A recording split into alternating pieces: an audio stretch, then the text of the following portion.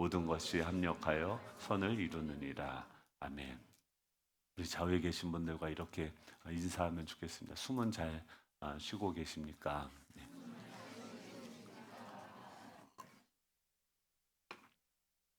네. 제가 항상 인사가 이거였어요. 요새 숨은 좀 잘 쉬고 계십니까? 이렇게 농담 삼아 이야기하는데 여러분 숨 쉬는 게 아, 쉽지 않습니다.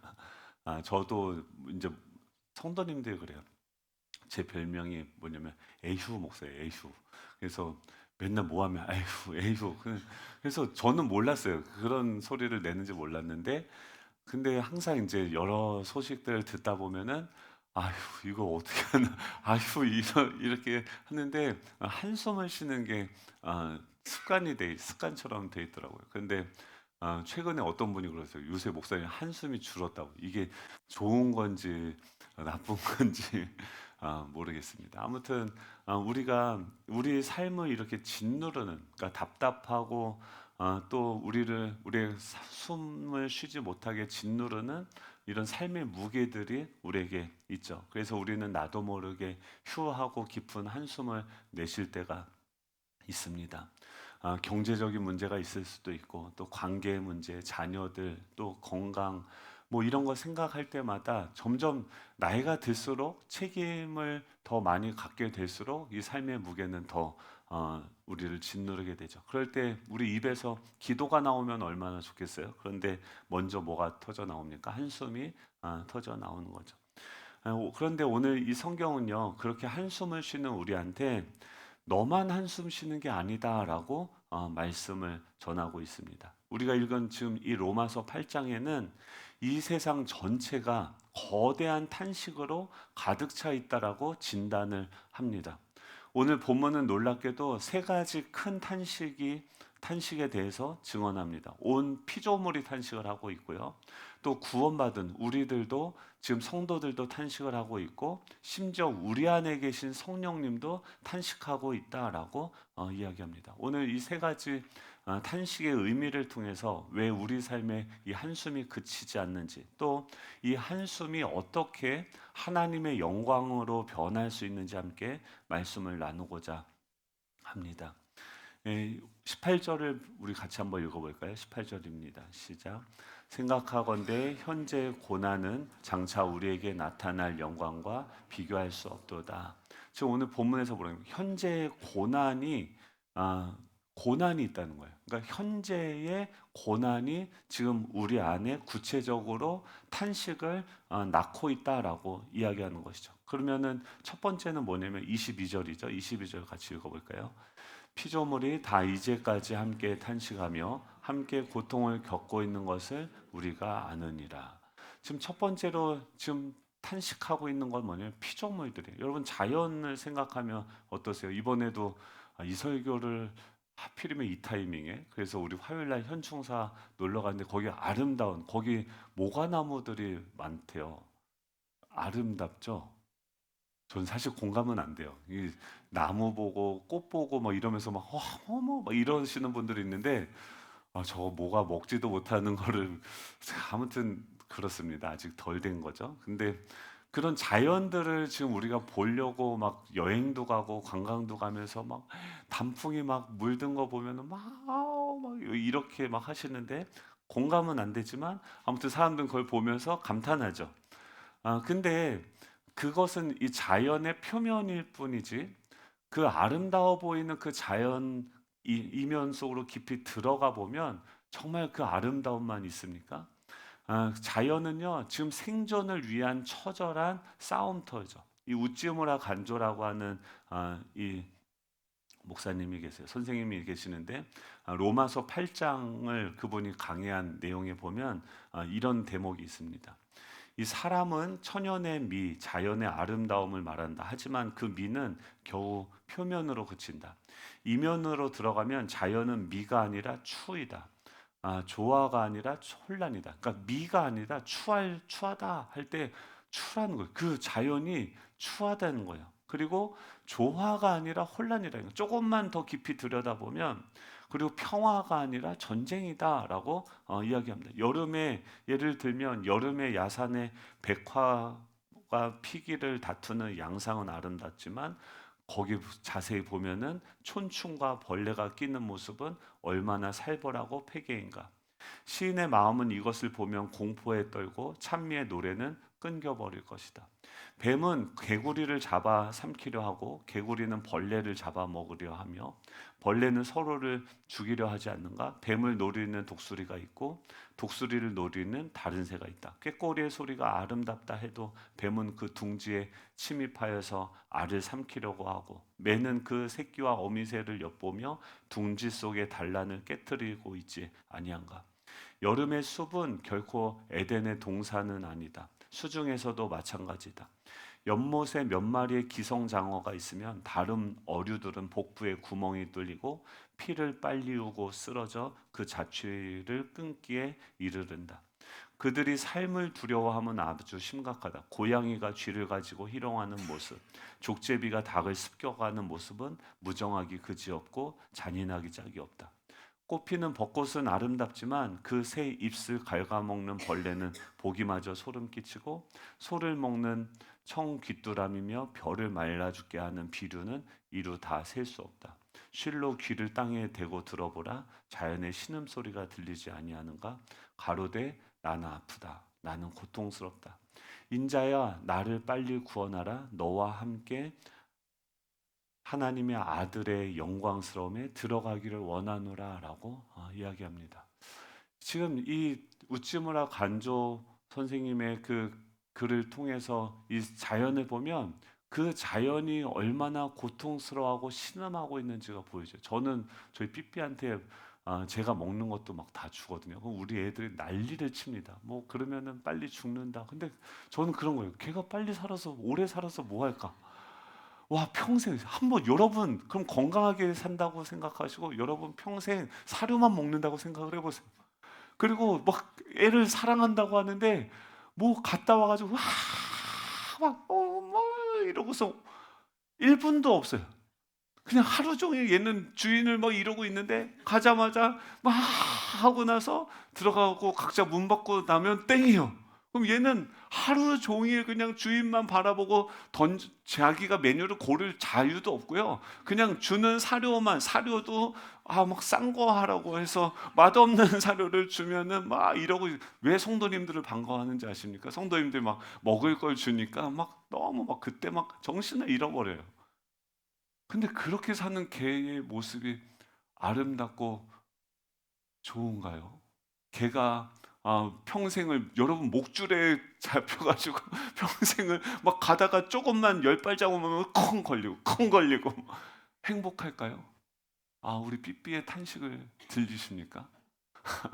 삐삐뿐만이 아니죠. 우리는 정말 사랑한다고 애완동물이라고 기르지만 그는 그 자유에서 자연 속에서 자유롭게 살 수 있는 자유를 구속당한 채 우리 눈치만 보면서 어쩔 수 없이 살아가고 있는 것이죠. 이 세상은 너무나도 아름답게 보이지만 서로가 서로를 잡아먹어야만 생존하는 이 자연의 질서 안에서 모든 피조생애가 허무한데 굴복하면서 살아가고 있죠. 이런 일들이 왜 생겼습니까? 우리의 인간의 죄와 타락 때문에 그런 것이죠. 그런데 지금 이 성경은 지금 이것을 뭐라고 얘기합니까? 이 피조물의 탄식은 절망의 신음이 아니라 그들이 지금 탄식하고 있어요. 근데 그 피조물 가운데 소망이 생긴 거예요. 무엇입니까? 예수 그리스도가 오셔서 부활하시고 승천하시며 보좌에 앉으셔서 지금 모든 만물을 다스리는 것을 보면서 지금 마치 그 해산을 향해서 나아가고 있는 그 여인의 고통처럼 그 해산의 시간들이 가까이 올수록 이 고통, 이 이 순간들이 점점 줄어들고 그 고통이 극에 달했을 때 결국 해산하는 것처럼 지금 이 세상은 이 모든 피조물들은 그 영원한 종말 예수 그리스도가 다시 오시는 그 재림의 날을 향해서 달려가고 있다는 거예요.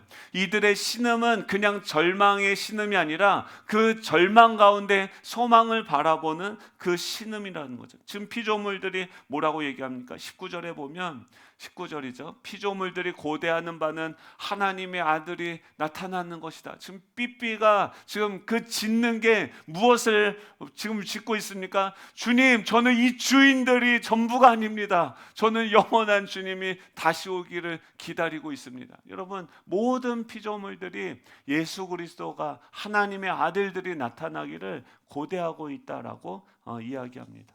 여러분, 그날이 오면 이 피조물들도 이 썩어짐의 종노릇에서 벗어나 이 본래의 영광을 회복하는 날이 되어질 것이죠. 또 두 번째로 탄식하고 있는 사람이 누굽니까? 23절에 보면 같이 읽어볼까요? 23절입니다. 그뿐 아니라 또한 우리 곧 성령의 처음 익은 열매를 받은 우리까지도 속으로 탄식하여 양자될 것 곧 우리 몸의 속량을 기다리느니라. 지금 누구도요? 우리도, 그러니까 성령의 처음 익은 열매를 받은 우리까지도 지금 속으로 탄식하여 양자될 것, 즉 우리 몸의 속량을 기다리고 있다라고 이야기합니다. 피조물만 탄식하고 있는 것이 아니라 우리까지도. 여러분, 그렇지 않습니까? 나이 이제 50대 넘어가니까 자살률이 얼마나 많아요? 암보다 자살이 그 사망 원인에 더 많아진다. 그 말은 뭐냐면 지금 어른들이 50대를 살아가고 있는 그 사람들이 그만큼 힘들다는 거죠. 죽을 것 같은 삶을 살아가고 있다는 것이죠. 이 땅에서 오래 사는 거를 소망하는 것보다 빨리 좀 이 무거운 짐을 내려놓으면 좋겠다라고 생각한다는 거죠. 예, 지금 피조물만 탄식하는 것이 아니라 우리 성도들까지도 속으로 탄식하고 있다. 우린 분명히 구원을 받았고 천국의 기쁨을 맛보았는데도 불구하고 왜 여전히 아프고 왜 여전히 넘어지고 왜 여전히 한숨을 쉴까요? 우리는 그래서 고난이 깊어질 때마다 이렇게 질문합니다. 하나님, 도대체 어디 계십니까? 왜 이 고통 속에서 침묵하십니까? 라고 이야기하죠. 근데 하나님은요, 숨어 계신 게 아니에요. 우리를 위해서 잠시 침묵하고 계시는 거예요. 우리와 함께 계시지 않는 것이 아니라 숨어 계신 하나님이라는 그 책, 또 일본의 그 책, 유명한 책 있지 않습니까? 침묵이라는 책을 보면 어떤 여류 작가가 그런 얘기를 합니다. 그러니까 우리는 애들 키울 때 이제 계속 같이 안고서 잠을 계속 같이 자잖아요. 근데 독일이나 유럽 쪽은 애가 조금만 이제 뒤집기만 할 줄 알게 되면은 따로 방에다가 이렇게 재우고서 재운다는 거죠. 왜 그러냐면 그 아이의 독립심을 기르기 위해서 혼자 자는 훈련을, 제 여동생도 그래서 애들을 혼자 재우는 훈련을 하는 것을 제가 옆에서 봤는데 이게 상당히 고통스럽다. 애들이 이제 두려우니까 거기서 떨어져서 그 캄캄한 방에 혼자 있는 거죠. 그럼 엄마는 뭐 하고 있냐면 그 옆에서 걔가 지금 잠이 들었나 안 들었나를 옆에서 숨을 죽이고 지켜보는 거죠. 그리고 그가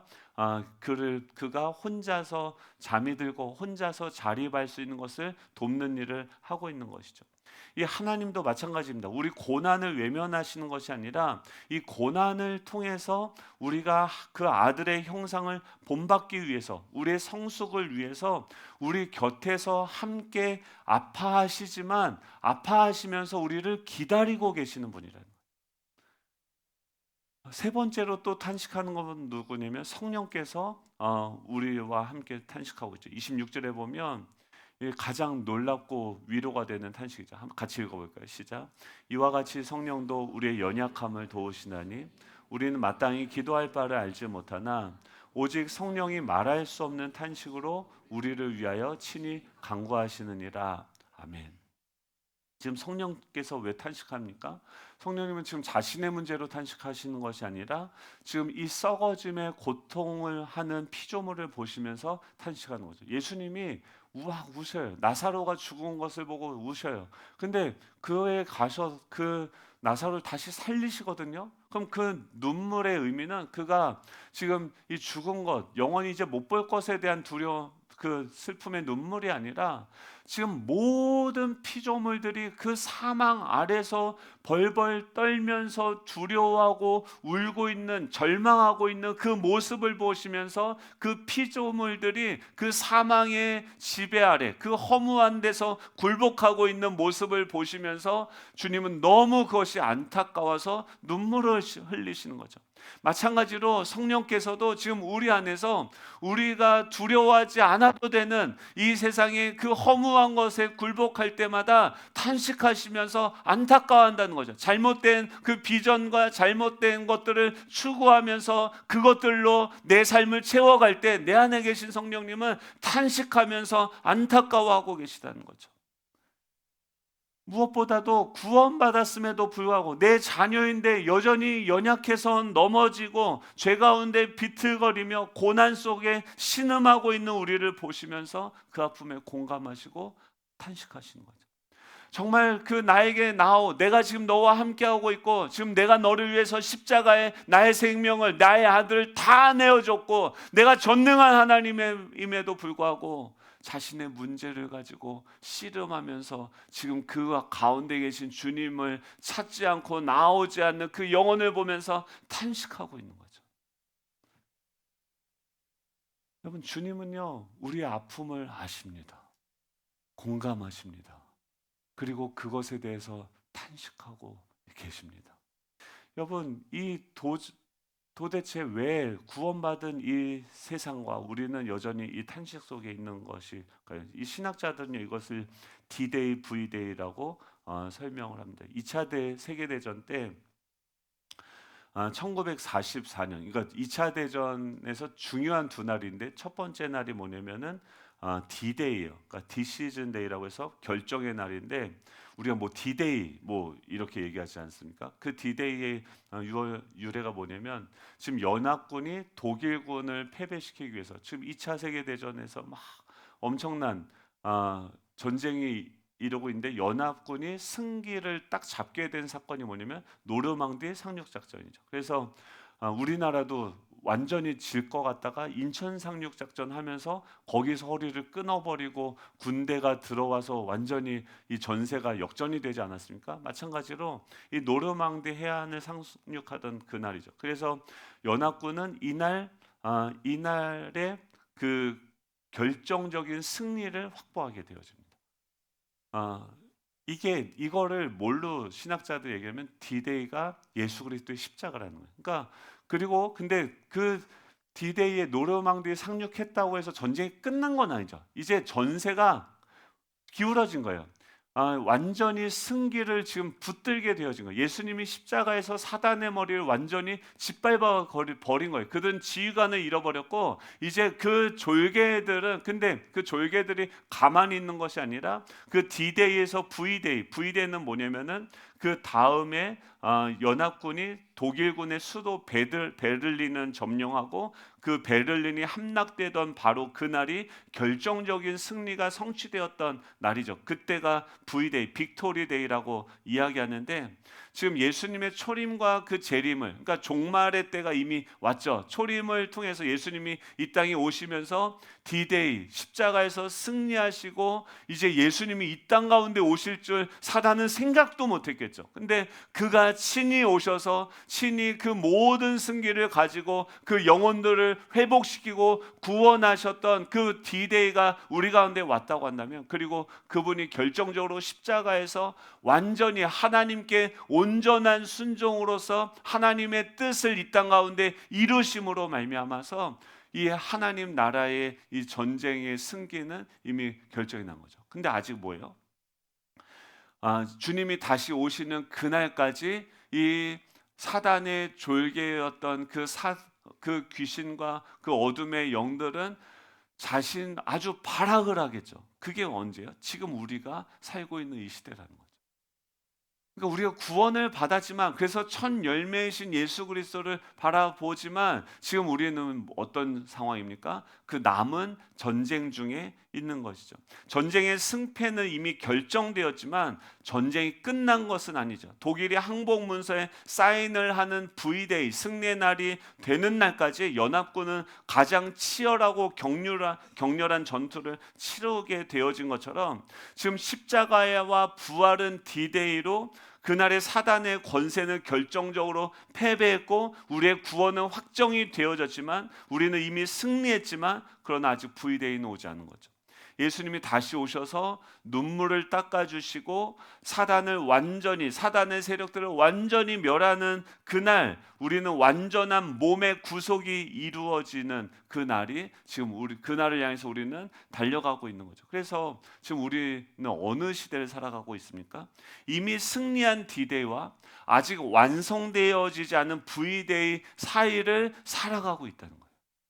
그래서 에베소서에서 뭐예요? 지금 우리 군대가, 여러분 진영을 갖추십시오. 전신갑주를 입으십시오. 그 주님의 명령을 따라서 그 남아있는 그 대적들을 우리가 정복하러 나아갑시다. 지금 사도 바울을 통해서 온 유대와 사마리아 땅끝까지 그 복음의 행진들이 선포되어지기 시작하는 거죠. 바울이 가서 그 유럽에 가서 이 주님께서 승리하신 이 승리의 소식을 전하게 되어질 때, 그곳에 이 하나님의 승리에 참여하는, 또 그것을 알리는 교회들이 세워지기 시작하는 거죠. 그래서 우리는 지금 왜 탄식을 합니까? 왜 한숨을 쉽니까? 여전히 전쟁 가운데서 살아가고 있기 때문에 탄식한다는 거예요. 그렇다고 한다면 이 이미와 아직 사이에서 이 한숨의 시대를 살아가는 우리는 어떻게 살아가야 됩니까? 오늘 본문에서 두 가지 해답을 주는데, 첫 번째는 이 성령의 도움을 받아야 된다는 거예요. 지금 성령께서 이 전투를 우리가 싸우는 게 아니라, 우리 혼자 싸우는 게 아니라 우리 안에 계신 성령께서 이 싸우신다는 거예요. 26절이죠. 우리 같이 26절 한번 읽어볼까요? 시작. 이와 같이 성령도 우리의 연약함을 도우시나니 우리가 마땅히 기도할 바를 알지 못하나 오직 성령이 말할 수 없는 탄식으로 우리를 위하여 친히 간구하시느니라. 지금 성령께서 뛰어나 주시면 뭐 하세요? 기도하세요. 우리를 위해서 친히 기도하십니다. 우리는 너무 지치고 연약해서 마땅히 빌 바를 알지 못해요. 무슨 기도를 어떻게 해야 되는지도 알지 못해요. 그런데 성령께서 어떻게 합니까? 말할 수 없는 탄식으로 우리를 위해서 기도하고 계시다라고 하는 거죠. 여러분, 우리가 지금까지 버티고 다시 일어나고 여기까지 올 수 있었던 것은 우리의 힘과 우리의 능력이 아니라, 그때마다 우리는 쓰러지고 지치고 넘어졌지만 성령께서 내 안에서 탄식하시면서 우리를 일으키신, 주님께서 우리를 위해서 기도하신 그 기도를 통해서 우리가 오게 된 줄로 믿으시기 바랍니다. 또 26절에 성령도 우리의 연약함을 도우신다라고 이야기하는데, 여기서 돕는다는 단어가 어떤 뜻이냐면은 함께 반대편에서 붙들어 올리다라고 하는 이 세 단어가 합성된 의미예요. 이게 뭐냐면 성령께서 우리의 연약함을 도우시는데 함께 반대편에서 붙들어 올린다는 거예요. 그러니까 마치 무거운 짐을 혼자 낑낑대고 들고 걸어갈 때 다른 사람이 재빨리 다가와서 그 짐을 반대편에 서서 함께 번쩍 들어주는 것처럼, 그 모습의 그 그림이 지금 이 단어의 그림이라는 거죠. 그 말은 성령께서 우리의 연약함을 도우시는데 어떻게 도우십니까? 오셔서 인생의 무거운 짐을 그냥 없애주시는 것이 아니라 우리가 그 짐을 이겨낼 수 있도록 그 짐의 반대편을 함께 들어주신다는 거예요. 수고하고 무거운 짐진 자들아 다 나에게로 오라. 내가 너희를 쉬게 하리라. 나의 멍에는 가볍고. 이 말은 뭐예요? 함께, 너의 멍에를 내가 함께 지고 함께 들고 함께 가겠다 말씀하시는 거죠. 주님 혼자 다 하시는 것이 아니라 주님이 어떻게 하는지를 너가 보고 배우고 성장하고 그것을 자라갈 수 있도록 우리를 그런 방식으로 도우시는 거죠. 목적이 무엇입니까? 상속자가 되도록 우리를 성장하기 위해서 우리를 도우신다라고 하는 거죠. 여러분, 이 파라클레이토스, 부르심을 받아서 내 옆에 와서 함께 계시는 그 주님께서 우리를 위해서 기도하시고 우리의 짐을 함께 들어주시는 줄 믿으시기 바랍니다. 그럴 때 우리는 어떻게 반응을 해야 될까요? 18절에 보면 생각하건대 현재의 고난은 장차 우리에게 나타날 영광과 비교할 수 없도다. 지금 바울이 뭘 얘기하면 생각하라는 거예요. 그때 어떻게 되면 생각하건대 뭐라고요? 현재의 고난은 장차 우리에게 나타날 영광과 비교할 수 없다. 이 생각하건대 로기조마이는 계산하다, 따져보라라는 뜻의 회계 용어입니다. 그러니까 지금 감정적으로 그냥 믿어라 이게 아니라 철저하게 묻고 따져봐서 지금 너에게 닥쳐온 그 현재의 고난을 이 한쪽에 두고 장차 나타날 하나님의 영광을 반대쪽에 둬서 그 무게추를 달아보아라 라고 이야기하는 것이죠. 여러분, 이 현재 고난은 장차 우리에게 나타날 그 영광과 비교할 수 없는 줄 믿으시기 바랍니다. 현재 고난이 아무리 무거워 보여도 장차 올 영광에 비하면 그것은 먼지처럼 가볍다는 것입니다. 믿음은 무엇이냐면 이 믿음, 이것을 계산하는 것, 생각하는 것이 믿음이에요. 그리고 나서 마지막 28절에 뭐라고 얘기합니까? 같이 읽어볼까요? 제가 제일 좋아하는 말입니다. 같이 읽어볼까요? 시작. 우리가 알거니와 하나님을 사랑하는 자, 곧 그의 뜻대로 부르심을 입은 자들에게는 모든 것이 합력하여 선을 이루느니라. 아멘. 지금 모든 것을 합력하여서 선을 이루시는 그 하나님을 신뢰하라라는 거예요. 이 말은요, 모든 일이 다 좋게 여러분 원하는 대로 풀린다 이게 아니에요. 우리 삶에 나쁜 일이 생겨요. 억울한 일이 생겨요. 고통스러운 일이 분명히 발생합니다. 그런데 하나님은요, 그 모든 조각들, 심지어 깨어주고, 만약에요, 하나님이 다 개입해서요, 제가 만약에 재원이가 막 문제를 풀고 있는데 다 개입해서 내가 다 풀어주는 거예요. 그럼 얘 실력이 올라가겠습니까? 아니죠. 많이 틀리고 세모도 해보고 문제 풀이 과정도 또 오해도 해보고 이 모든 것들 지금 그게 더 답답하겠죠. 근데 주님은 계속해서 우리 옆에서 우리가 그 문제를 풀어갈 수 있도록 지혜를 주고 함께하면서 내가 그 일들을 해결해 나갈 수 있도록 옆에서 돕고 응원하고 넘어지면 다시 일으키시는 거죠. 근데 여러분, 우리가 믿어야 되는 것은 무엇입니까? 우리가 실패하고 잘못 풀고 실수할 수 있어요. 그렇지만 뭐예요? 하나님을 사랑하는 자, 그의 뜻대로 부르심을 입은 자들에게는 모든 것이 합력하여 선을 이룬다는 거예요. 하나님은 그 모든 조각들, 깨어지고 상한 조각까지도 다 모아서 우리가 실수로 그 병을 깨트리고 그 항아리를 깨트린다 다 모으셔서 결국은 하나님께서 선을 이루실 거라는 거예요. 여러분, 하나님의 뜻이 어떻게 일어난지 보십시오. 그 요셉의 형제들이 그 아들을 다 죽이려고 했을 때 하나님은 그들의 최악을 최선으로 바꾸셨어요. 우리의 배신과 우리의 모든 십자가에 우리의 못 박는 그 우리 안에 있는 그 악독이 하나님을 찌르고 죽였는데 하나님은 어떻게요? 그 우리의 최악을 하나님의 최선, 구원으로 변화시키는 주님이신 줄로 믿으시기 바랍니다. 우리 삶 속에서 무엇을 믿고 살아가십니까? 예전에 2차 세계대전 이후에 그러니까 아니마민 말도 어려워요. 그러니까 6월절이 되면 유대인들이 부르는 노래가 있대요. 근데 아우슈비츠 그 수용소에 있을 때부터 거기서 작사되고 작곡된 노래인데 노래가 이렇게 부르는데 나는 믿는다. 나의 메시아가 나를 돕기 위해서 반드시 나를 찾아오리라는 그 사실을. 근데 이 유대인들이 이 노래를 부르면서 그 다음 절은 뭐예요? 나는 믿는다. 나는 메시아, 나의 메시아가 나를 돕기 위해 반드시 나를 찾아오리라는 사실을 믿는다라고 하고서 다음 절은 뭐예요? 그런데 때때로 그 메시아는 너무 늦게 오신다. 이렇게 부른대요. 왜냐하면 지금 그 노래를 부르는데 주님은 오실 거다. 메시아가 나를 돕기 위해서 나를 찾아오실 거다. 뭐 하는데 옆에 보면은 자기 동료들이 사람들이 다 가스실로 사형실로 끌려가는 거죠.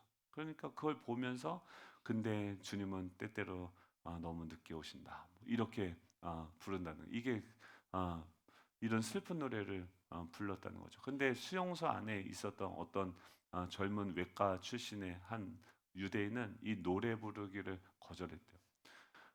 그러면서 지금 끝까지, 그러니까 여러분, 우리가 포기하는 게 아니라, 우리가 내 삶을 결정하는 게 아니라, 지금 하나님께서 그 상황을 우리에게 허락하시고 그 상황을 통과하게 하신다고 한다면 끝까지 우리는 뭘 믿어야 되면, 내가 죽어도 나를 다시 살리시고 그 무덤에 장사된다 할지라도 나를 다시 살리신 그 주님을 신뢰하는 거죠. 믿는 것은 부활하신 하나님, 끝까지 나를 책임지시고 인도하시는 그 하나님을 믿는 거지. 이게 믿다가 중간에 꼬꾸라져서 믿다가 그런데 그런 주님은 너무 늦게 오신다. 아니에요. 지금 여기 함께하고 계시다고요. 지금 내 삶을 다 하시고 인도하신다는 거예요. 근데 그 시간들이, 우리 태도를 바꿔야죠. 자꾸 안 된다 포기하고 그냥 내려놓는 것이 아니라 믿음으로 어떻게 해요? 계속해서 나아가야 돼요. 그분은 그래서 그 깨진 유리창을 가지고 면도를 하기 시작하고, 그러니까 이 사람은 계속 그 노래를 부르면서 면도를 하고 남들은 다 삶에 포기한 채로 이러고 있는데 면도도 하고 막 삶의 의지를 불태우고 있으니까 그 사람들이 왔다가 이 사람을 잡아갈 판인데 그냥 패스하다가 마지막에 수용소를 빠져오게 되어졌다고 하는 거죠. 생존자의 대열에 끼어서 수용소를 나올 수 있었다고 합니다. 근데 그러면서 그가 그 노래를 다음과 같이 고쳐서 불렀대요. 나는 믿는다. 나의 메시아가 반드시 찾아와 나를 도우시리라는 사실을 믿는다. 그런데 사람들은 너무 서두른다. 사람들은 너무 서둘러 믿음을 포기한다라고 이야기합니다. 여러분, 믿음이 무엇입니까? 서둘러서 포기하지 않는 것입니다. 내 한숨과 내 고난의 조각들, 내 실패의 조각들, 넘어짐의 그 조각들을 통해서 마침내 하나님의 작품을 만들어 가시고 선을 엮어 가실 그 하나님을 끝까지 신뢰하며 기다릴 수 있는 저와 여러분 되시기를 소망합니다. 네, 말씀을 맺겠습니다. 이 우리가 한숨을 쉬는데 이 한숨은요 결코 헛되지 않습니다. 이 피조물의 탄식은 절망이 아니라 이 회복의 신호예요. 우리 그때마다 주님이 다시 오는 해산의 고통이 오는구나. 이 고통이 올 때마다 주님 오실 때가 가까이졌구나. 내 숨이 껄떡거리고 더 이상 숨이 끊어질 때, 이제 주님을 만나는 그때가 오는구나. 여러분 생각할 수 있기를 축복합니다. 성도의 탄식은 버려짐이 아니라 성숙하게 하시는 하나님의 그 시간이라는 거죠. 성령님의 탄식은 하나님의 외면이 아니라 지금 성령님께서 나와 동행하고 계시다는 가장 강력한 증거이죠. 여러분 한숨이 나올 때 어떻게 해야 됩니까? 그 한숨 속에 성령님도 함께 울고 계시다는 사실을 믿으시기 바랍니다. 그 한숨 속에서 성령께서 지금 나를 위해 기도하고 계시는 사실을 믿으시기 바랍니다. 성령께서 그 한숨의 짐을 반대편에 오셔서 같이 들어주시면서 나를 일으키시는 그 사실을 믿을 수 있기를 축복합니다. 그래서 결국 어떻게 해요? 28절 우리 같이 한번 다시 읽어볼까요? 28절이죠. 네, 시작. 우리가 알거니와 하나님을 사랑하는 자, 곧 그의 뜻대로 부르심을 입은 자들에게는 모든 것이 합력하여 선을 이루느니라. 아멘. 네, 주님께서 모든 것을 합력해서 선을 이루어 가실 줄로 믿습니다. 우리 다 같이 일어나셔서 찬양하기 원하는데요. 네, 나는 믿네요. 이 가사 보면은 내가 겪는 시험이 어렵고 힘겨워도 내 주님보다 크지 않다. 그러면서 내 앞에 바다가 갈라지지 않으면 주님이 나로 바다 위를 걷게 하신다라고 고백합니다. 여러분 무엇을 바라보고 계십니까? 주님과 나 사이에 있는 그 모든 것 이 시간 다 사라지기 원합니다. 바다 속에 있어도 풍랑 속에 있어도 괜찮습니다. 주님 바라보고 걸어가시면 우리는 바다 위를 걷는 것입니다. 우리 찬양하고 기도하도록 하겠습니다.